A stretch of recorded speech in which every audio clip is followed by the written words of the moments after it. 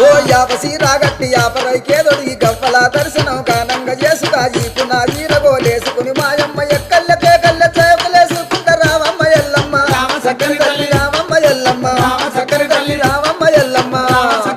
రావమ్మ ఎల్లమ్మ రామ సక్కని తల్లి మా ఊరాల ఎల్లు రావమ్మ నీవు మమ్ముల దీవించిపోవమ్మా